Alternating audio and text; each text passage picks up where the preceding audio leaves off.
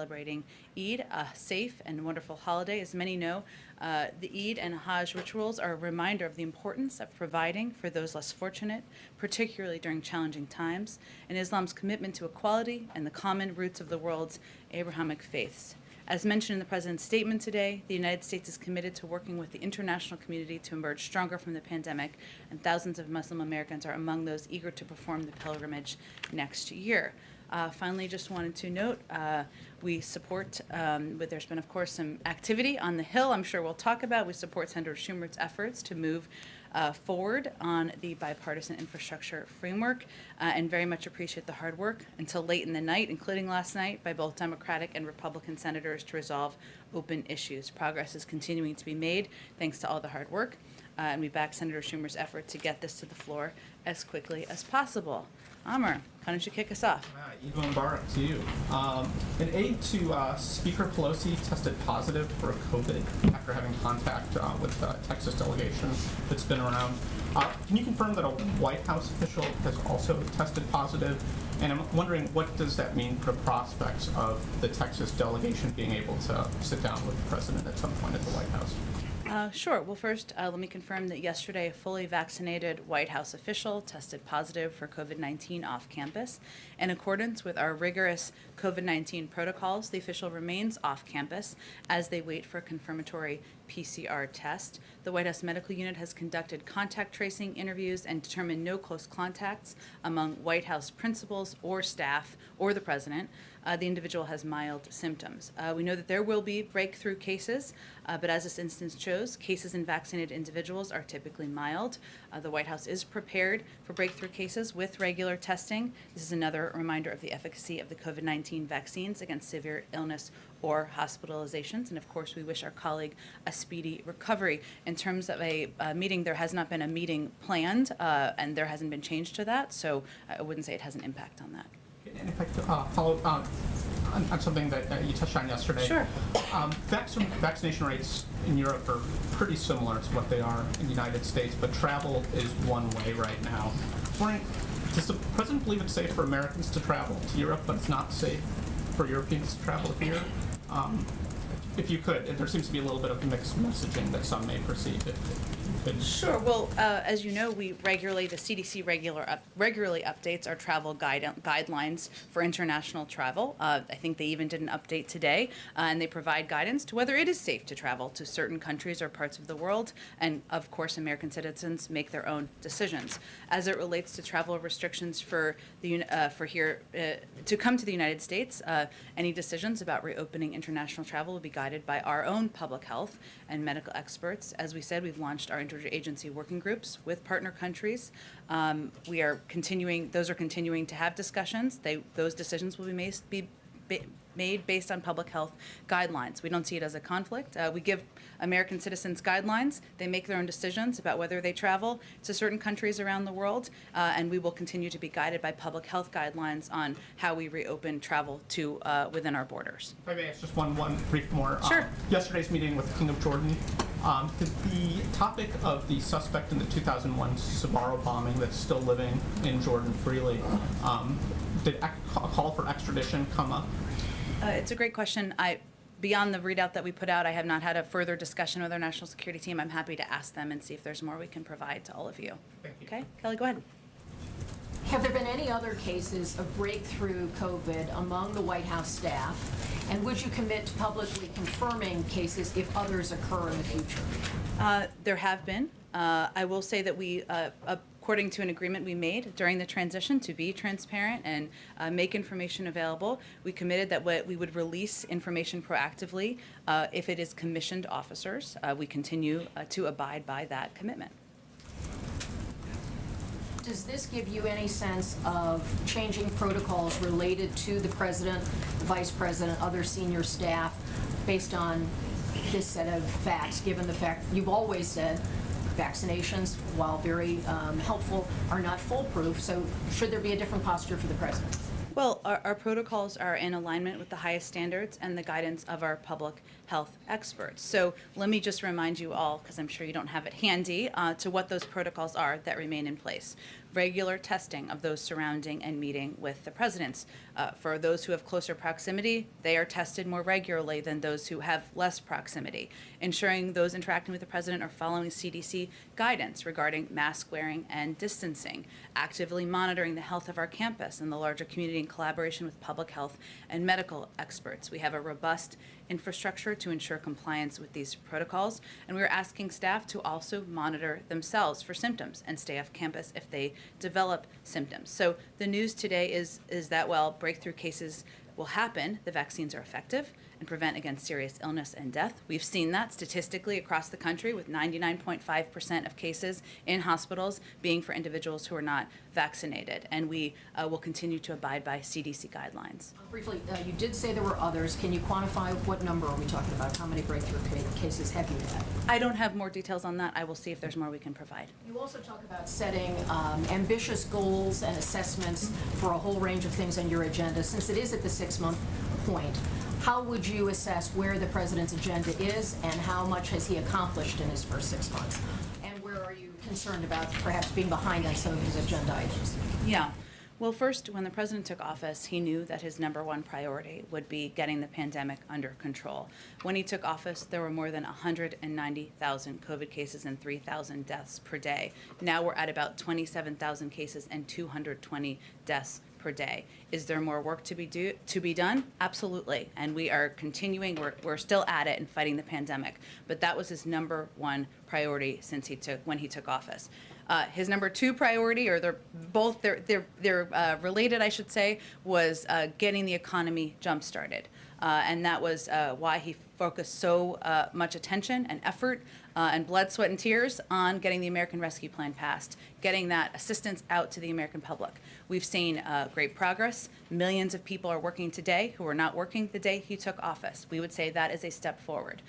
He identified, when he took office, 4 big priorities or crises of his presidency. Health, the pandemic, climate, which we've made some progress on. There's a great deal of progress that will be made in the BIF and also the in the reconciliation package, and addressing racial injustice. Those are crises, and those are challenges he will continue to spend his time working toward and making progress on. Go ahead. Thank you, Jen.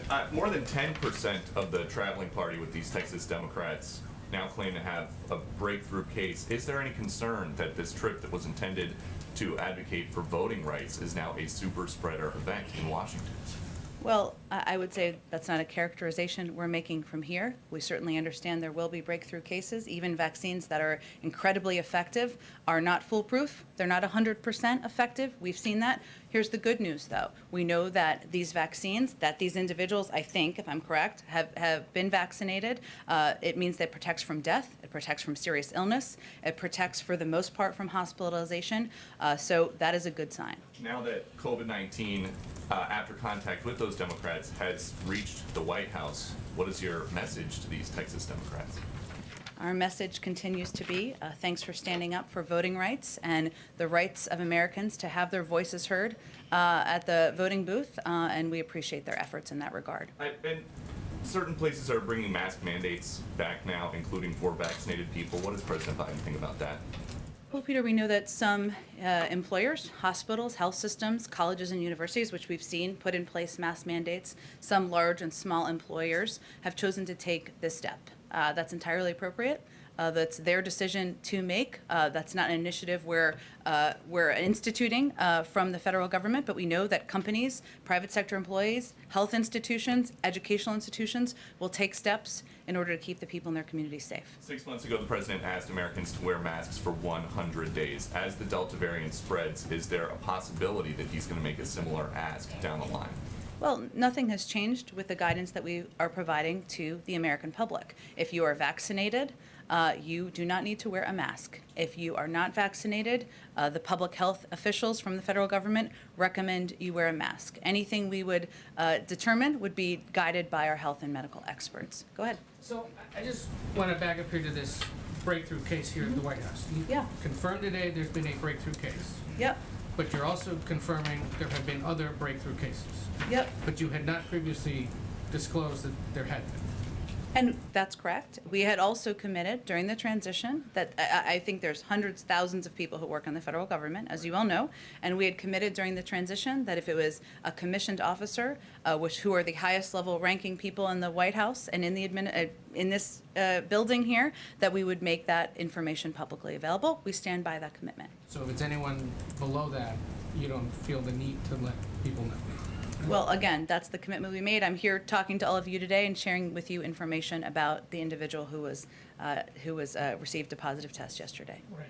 More broadly, has there been any more discussion, I know you've been asked this before, but because it continues to happen, has there been any more discussion about having the CDC or some other entity track the number of breakthrough cases? They that are do happening? track. Okay. You have an eviction deadline coming, and there's an event tomorrow on that here at the White House. Curious if you can give a preview of what may be coming in that meeting. I don't have any preview of a private meeting to share with all of you, no, at this point in time. And on the Cuba meeting that happened last night, it was a virtual event, handful of people, primarily from South Florida. Has there been any conversation about having other meetings on that here? Or what more might the president do himself on this issue? What might he do or say? Sure. I know the administration continues to monitor it every day, of course. Well, at the president's direction, we are actively pursuing measures that both the Cuban people, that support both the Cuban people and hold the Cuban regime accountable. And that has been the prism through which the president has made his decisions. So that includes working closely with the private sector and Congress to identify viable options to make the internet more accessible to the Cuban people. We're looking at options. There are a lot of ideas out there. We are also looking to leverage our international organization partners to increase humanitarian assistance flows to Cuba and work with our international partners to both voice concern and put public pressure on, but also work with international organizations. The Treasury Department, via the Office of Foreign Assets Control, will continue to explore designated Cuban officials responsible for violence, repression, and human rights violation against peaceful protesters in Cuba, and we will form a remittance working group to identify the most effective way to get remittances directly into the hands of the Cuban people. On the last piece, I would note that what the president said last week stands, which is that there has been longstanding concern about if you return remittances, if you return to a place where remittances are allowed, that money or funding does not get into the hands of the regime or allow them to pad their pockets. That's certainly something that we're mindful of when we're looking at, that will be a point of discussion in these working groups. And the president himself hasn't met with any of these people who've met with other White House officials? I don't have, he has not. We certainly remain open to, as we are engaging at quite a high level. I don't have anything to preview in terms of meetings at his level, but you can tell he's asked his team to take a number of steps and look into a range of options. Go ahead. Does the White House believe it has enough votes, that people have enough votes to pass the bipartisan infrastructure package tomorrow? What's the White House's view on that? Well, we are not the vote whip counter in chiefs over here, but I will reiterate that we absolutely support the step by Leader Schumer to move forward yes, is today? Tomorrow. What is today? Yes. I would remind you all that this agreement was reached almost a month ago, and we believe that not only is this achievable, we owe it to the families in red states and blue states who have waited so long for the improvements to their lives, for this to have an impact. Less time wasted in traffic, ensuring every American, including in underserved rural areas, get access to broadband. I'd also remind all of you that what we're really talking about here, this is the bill becomes the law portion of our programming today, which I know you're familiar with, but it sounds esoteric, but this is a vote on a motion to proceed to a vehicle, not a vote on the final bill. There's nothing abnormal about holding a vote on a vehicle to allow consideration at this point. We fully support that, and we believe there should be support for it tomorrow. Go ahead. Just a quick follow-up, thanks, Jen, on Kelly's question. So would the administration ever provide the number of breakthrough cases that have happened within the administration thus far? Should we not expect to receive a number on that? I said I'd be happy to check on the status of that, sure. And then on infrastructure, has the president, leading up to this vote tomorrow, Senate Minority Whip John Thune said there's no way they're going to get to 60 votes on this. So can we expect the president to be reaching out personally to Republicans? Has he spoken to Leader Schumer? And if this vote does fail, is that a setback? Well, yes, he has been in touch with Democrats and Republicans for several days, and that will certainly continue, and it will continue until he has both pieces of legislation on his desk to sign them into law. I think the question I'd flip back is why not? This is a motion to proceed. It is not a final vote on the legislation. I'd also note that earlier this year, the same sequence was followed on May 17th for the Endless Frontiers bill with strong bipartisan support, in which there was a successful vote to proceed, and then the bill's text was finalized later because the substance was understood. Similarly, also took place with the anti-AAPI hate crimes bill, passed with strong bipartisan support. This is normal process and procedure on Capitol Hill. Those two pieces of legislation received strong bipartisan support. Obviously, there was strong support for motions to proceed. There are no secrets about what's in this legislation. It was agreed to in a bipartisan agreement. The only disagreement right now is around some pay-fors, which we're working through and we're having discussions about. But again, there's ample precedent, and we support Leader Schumer's strategy of moving this forward. Go ahead. Thanks, Jen. Just a quick question on the White House official testing positive. Sure. How is the White House preparing for vaccine hesitancy to go up now that people who are vaccinated are still contracting the virus? I mean, do you expect that to really stop people who are from getting vaccinated around the country? I don't think we've seen data to suggest that. Okay. And also, separately, a question on the Olympics. The chief of the Olympics said that the game could still get canceled at the 11th hour, and we know that the First Lady is, as of yesterday, was still planning to travel. But has that changed? And now that this could, get canceled, what does that look like? There's been no change. She's still planning on attending the games. And she looks forward to supporting, of course, the athletes who are competing on behalf of the United States. We are monitoring the situation closely. Our team will be following very strict safety and health protocols, limiting engagement with the public, keeping our footprint as small as possible.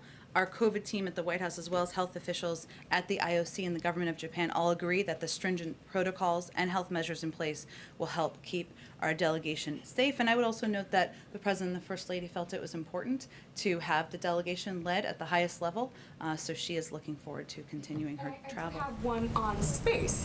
Sure. 'Cause, Bezos I just, suspected. There's a little something happening today, yes, or happened, I should say. Right. So Jeff Bezos made a successful trip to space and back. There is this growing capacity with companies like Blue Origin and SpaceX, and the Vice President obviously leads the National Space Council, and we're wondering if there is any thought being given to using private companies by NASA more and more to reduce the cost of space missions for the U.S. taxpayer. Have there been any discussions on that? Well, first I would say the United States is the first country to have private companies taking private passengers to space. This is a moment of American exceptionalism. That's how we see it. It will be the ingenuity of all of our commercial partners to help us continue advancing to the next stage of our nation's space exploration. And investments in space create jobs, can improve life here on Earth through climate monitoring and medical advancements, just to name a few. So NASA is excited to see these achievements. Our charter requires that requires that agencies seek and encourage to the maximum extent possible the fullest commercial use of space. So we certainly support these endeavors. Wally Funk is now on my list of people that I would most like to meet in the country. She's America's new sweetheart. Go ahead. A couple quick follow-ups on infrastructure and then one on COVID. Sure. You said that the outstanding issues are paid for related right now. There were some spend side issues that they were trying to figure out as well. Are you saying that those are now wrapped up? It's just paid for? Is that I was saying we'll leave it to the negotiators working hard into the night last night and continuing their work today. But I would say that one of the issues, or the primary issue, I think it's probably safe to say, is around tax enforcement on the wealthiest Americans who are often able to game the system illegally and dodge paying the taxes they owe at the expense of everyone else. That was agreed to during the negotiations, but support has been withdrawn by some Republican members. We are happy to have discussions about additional options and additional pay-fors. That remains our policy and our approach.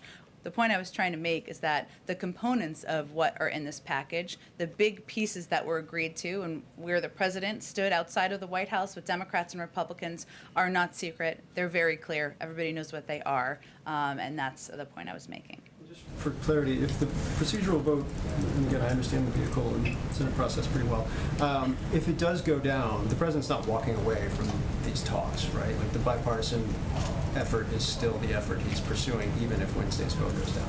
I'm not going to predict a negative outcome. We'll see where we go, and we'll keep discussing where we go from there. And then just one more quick one. My colleague reported that there have been some high-level discussions, regular high-level discussions between White House officials and Fox News about coverage related to the pandemic and vaccines over the course of the last several weeks and months. Can you elaborate at all in terms of what those entailed, and if you guys feel like you've had an effect on the coverage of those issues? Sure. Well, let me first say that we've been in touch with every network and many, many media outlets about coverage of COVID-19 to make sure people have accurate information, to voice concerns when we have them. And I think you all know we're never shy when we have an issue with a story. So that's really the frame we're looking at here. So we understand also the importance of reaching Fox's audience about the COVID-19 vaccines and their benefits. And like we are with all of you here today, we of course are in regular contact. And we also make efforts to have officials out on a range of networks to talk about COVID-19. We don't see it as a partisan issue. We don't see vaccines as a political issue. It's an issue about keeping Americans safe. Sure. Go ahead. Great, thank you. As the White House COVID team has done contact tracing, have you had any cases of staff-to-staff transmission? Have you had COVID spread in the White House through these breakthrough infections? I would have to check with our team and see if that's been an issue. I don't have that data in front of me. And how many commissioned officers are there? Like, what is the universe, what is the numerator and denominator in breakthrough infections that you're willing to talk about? We can get you the exact number. I think that's publicly available, but we'll get you the exact number too. Yeah, and just a messaging question. I know that you say there's no data to show that talking about breakout infections could affect people's willingness to get vaccinated, but does it create a messaging challenge for this White House to have breakthrough infections when there are people who say, why should I get the vaccine if I'm going to get COVID anyway? Well, I think that's a little bit of projection, to be honest. I mean, what we're seeing across the country is that almost 70% of adults are vaccinated. We're seeing especially high numbers among people who are over 65, over 55, et cetera. There are also some numbers I heard about yesterday that I thought were quite incredible. 86% of teachers across the country are vaccinated. We've also seen in recent polls, which I think was a bit of a wake-up call, I think there was a CBS poll out this weekend, that individuals who are vaccinated in this poll were more concerned about the Delta variant than individuals who were not, by a pretty large margin. So I would say part of our objective here is also to communicate clearly that if you are vaccinated, you are protected. If you get a case of COVID, it will be mild. If you are not vaccinated, you could be, we hope not, but among the people who go to the hospital and get very sick from the virus. The data is very clear. So part of our objective is also not to stoke fear among people who are vaccinated, because the data is pretty clear about their protection. Go ahead. So does the White House support using revenue raised by rolling back the Trump-era Medicaid rebate rule as a pay-for the bipartisan infrastructure bill? And if so, how much? I know there was some reporting on this today, and what won't surprise you is we're probably not going to get into too many specifics of discussions that are privately happening between Democrats and Republicans to finalize the package. So I'm not sure, Ann, I'm going to have much to tell you about where we stand on that, given there are private discussions. I have an unrelated question. Does the White House know which Buccaneers players were vaccinated and which weren't? Is there any concern that the president would be standing as close to and shaking hands with unvaccinated players? The president is vaccinated, and that means is protected. We follow public health guidelines and guidelines provided by our own medical experts. So did you ask the players or anybody with the team to provide information on who was vaccinated and who was not? We have certain protocols we have in place for visitors. I can see if we can provide those more detailed to all of you as well. Go ahead. I have an infrastructure question and, sure. and then a policy question. On infrastructure, there are some top Democrats in the House, including Chairman DeFazio, who've been very critical of the bipartisan framework, according to reports, and have pushed for it to include more for transit, more for climate. How is the president talking with those leading House Democrats, and are you worried about having the votes in the House?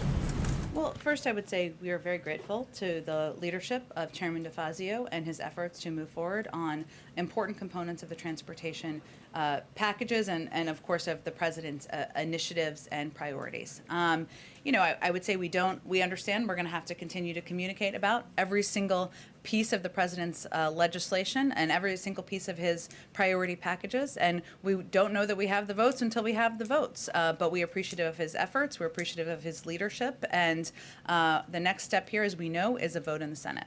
And then on policy, Secretary Yellen told my colleague Alan Rappaport last week that tariffs are taxes on consumers. Does the president agree? I would have to look more at more of the context of her comments, and I will see if there's more. Who pays the cost of tariffs? I have not seen her comments. I don't know the context of them. I'm happy to talk to her more about it. Go ahead. Forgive me for asking a redundant question, but just to nail it down. Sure. The individual who did test positive is in fact a commissioned officer. No. Not a commissioned officer. Correct. Okay. Are Resident staff? We're not going to, out of the privacy of an individual, we're not going to provide more details. What I'm conveying to all of you is that a commissioned officer, we would proactively provide the details of those individuals to all of you. I'm glad I asked. Thank you. I appreciate you asking too. Sorry, I didn't realize I was unclear there. No, but are you aware of any commissioned officers who have tested positive in a breakthrough case? If there had been, we would have released those names publicly to you. So all the others weren't commissioned as well? Correct. Right, okay. In the office where this individual did work, is there any kind of surveillance testing that's being undertaken right now? Can you explain what's going on in that office? Sure. First of all, there's contact tracing, as I noted, and that has already commenced. As I noted in response to the first question, our White House medical unit did contact tracing interviews and determined no close contact among White House principals or staff. This individual was out of the office when they were tested yesterday, and they've stayed out of the office. Our staff is also regularly tested, either once a week or more, depending on their proximity to principals. Go ahead. Thanks, Jen. On Nord Stream, Yeah. we're told there's a deal that's potentially imminent between Germany and the U.S. on the pipeline. Is there anything you can say on that? And is the U.S. prepared to commit to not reinforce the new sanctions on the pipeline if Germany agrees to encourage investment in renewable energy in Ukraine? I expect that the State Department and others will have more on this soon. I would note that following the President's meeting with Chancellor Merkel last week, we made clear that this was a point of discussion and that the President was planning to have a discussion about the fact that we have ongoing concerns about how the project threatens European energy security, undermines Ukraine's security and the security of our eastern flank NATO allies and partners, and that he had directed his team to work with her team to see how we can address those concerns, even as the pipeline was 90% finished when this administration took office. Just one unrelated issue. Is the President open potentially to unilaterally raising the debt limit without going through Congress? Is that something that's been discussed internally? The President expects the Congress will vote to raise the debt limit, as they have 3 times under the past administration. You would support doing it unilaterally if they would. His intention is for Congress to vote to raise the debt limit. Let me go to April, and then we'll go ahead. Thanks, Jen. 2 questions. One on a topic we haven't talked about in a while, the George Floyd Justice and Policing Act. Where is that? We understand progressives may be now some of the holdup as it relates to that. They're saying if they don't get qualified immunity, they don't want it at all. Then I want to ask about Haiti. Is there going to be an American delegation or someone from this administration attending the funeral of the assassinated president this Friday? And also, Greg Meeks, the chair of the House Foreign Affairs Committee, said that he convinced the White House to stop calling for the elections to be held on September 26th, to push it back because of the intimidation from gangs. Can you elaborate on that? Well, first, I would say we will have a delegation. It's still being finalized. As soon as it's being finalized, we will provide that to all of you.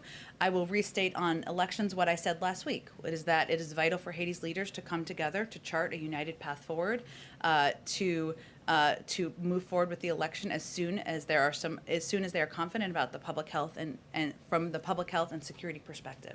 That remains our position. And then your last question was about police reform. I would say, April, that The most effective role we can play from here is by leaving space for the negotiators to have those discussions. We understand there are a range of views of what this should look like, and obviously Congresswoman Bass and Senator Booker and Senator Scott are the primary negotiators here. We're going to leave them the space to continue to hopefully make progress. Just once on Haiti again, the issue of the gangs, the intimidation by the gangs, voter suppression, if you will, in Haiti.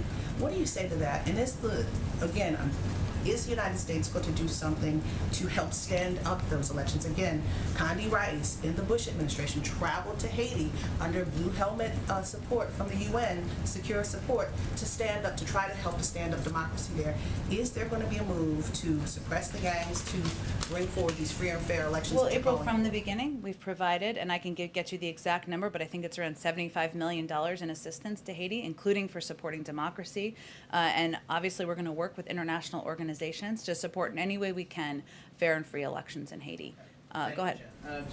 First of all, happy 6 months, and this is about that. A follow-up to Kelly, what she was saying. I spoke to members of the Democratic caucus last night who think that even 6 months in, our democracy is hanging by a thread. Is the president aware of that sentiment among the Democratic caucus, and what will he do about it? Well, I think the president has given multiple speeches where he has conveyed the risk that a lack of legislation on voting rights and a lack of action on voting rights has to our democracy. So, all right, we got to move on, Brian, because we've got limited time. Karen, go ahead. Thanks, Jen. Last week you talked about how influential somebody like Olivia Rodrigo could be to get people vaccinated. Did the president ask any of the Buccaneers today to do any public messaging or anything coordinating with the administration on vaccines? I don't have anything more for you on private asks. Wouldn't have come directly from the president, but if we have anything more to convey to you about COVID, the use of celebrities in COVID, we will share more. We'll have more. And one on infrastructure. The president yesterday in his remarks said twice about the bipartisan package, we shook hands on it. And he repeated himself for emphasis. Was he sending a message to Republicans that he expects them to follow through on what was discussed at that meeting and the agreement he said they shook hands on? He was making clear that he's going to stand by his commitment, and like he said and did yesterday, they shook hands on this agreement, and we're confident they're going to deliver because he stands by his commitments and agreements, and that's who he's always been as an elected official. Go ahead. Go ahead.